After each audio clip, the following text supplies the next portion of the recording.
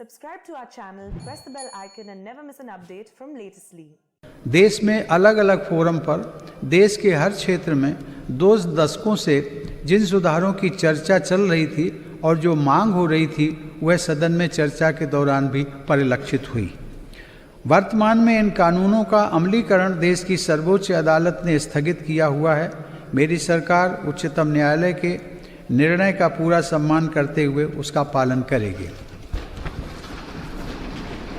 लोकतंत्र और संविधान की मर्यादा को सर्वोपर रखने वाली मेरी सरकार इन कानूनों के संदर्भ में पैदा किए गए भ्रम को दूर करने का निरंतर प्रयास कर रही है। मेरी सरकार ने लोकतंत्र में अभिव्यक्ति की आज़ादी और शांतिपूर्ण आंदोलनों का हमेशा सम्मान किया है, लेकिन पिछले दिनों हुआ तिरंगे और गणतंत्र दिवस जैसे पवित्र दिन का अपमान बहुत दुर्भाग्यपूर्ण है। जो संविधान हमें अभिव्यक्ति की आज़ादी का अधिकार देता है, वही संविधान हमें सिखाता है कि कानून और नियम का भी उतनी ही गंभीरता से पालन करना चाहिए। मेरी सरकार ये स्पष्ट करना चाहती है कि 3 नए कृषि कानून बनने से पहले पुरानी व्यवस्थाओं के तहत जो अधिकार थे तथा जो सुविधाएं थी उनमें कहीं कोई कमी नहीं की गई है, बल्कि इन कृषि सुधारों के जरिए सरकार ने किसानों को नई सुविधाएं उपलब्ध कराने के साथ साथ नए अधिकार भी दिए हैं।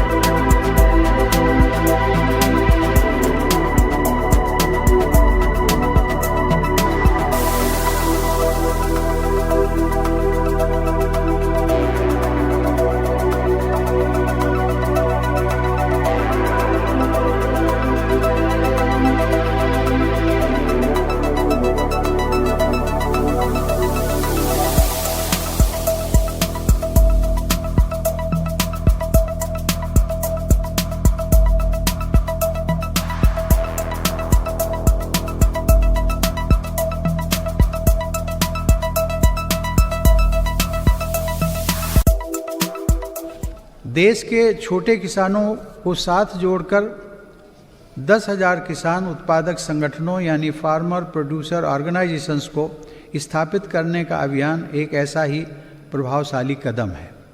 इससे इन छोटे किसानों को समृद्ध किसानों की तरह बेहतर तकनीक, ज़्यादा ऋण, पोस्ट हार्वेस्टिंग प्रोसेसिंग एवं मार्केटिंग की सुविधाएं और प्राकृतिक आपदा के समय सुरक्षा मिलनी सुनिश्चित हुई है। इससे किसानों को अपनी फसल की ज़्यादा कीमत और ज़्यादा बचत का विकल्प भी मिला है।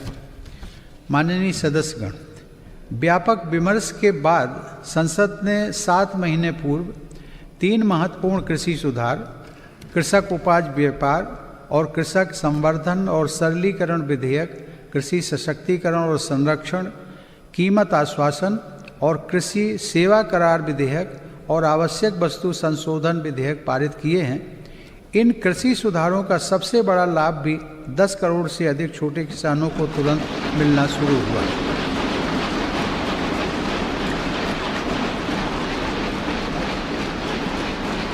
छोटे किसानों को होने वाले इन लाभों को समझते हुए ही अनेक राजनीतिक दलों ने समय समय पर इन सुधारों को अपना भरपूर समर्थन दिया था।